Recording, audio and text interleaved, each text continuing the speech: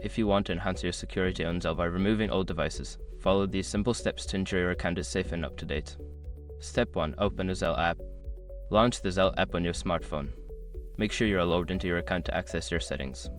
Step 2. Access settings. Once in the app, look for the settings icon, usually represented by a gear or 3 dots. Tap on it to enter the settings menu. Step 3. Navigate to security settings. In the settings menu, find and select the option labeled security or security settings. This section contains options related to your account security and device management. Step 4. View registered devices. Within the security settings, locate the section that lists all devices currently registered to your account.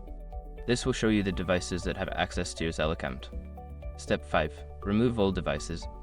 Identify the old devices you wish to remove. There should be an option to delete or remove each device. Confirm the action when prompted to ensure the device is no longer associated with your account. By following these steps, you can easily manage and remove old devices from your Zelle security settings, keeping your account secure. Regularly reviewing your devices is a good practice to maintain your financial safety.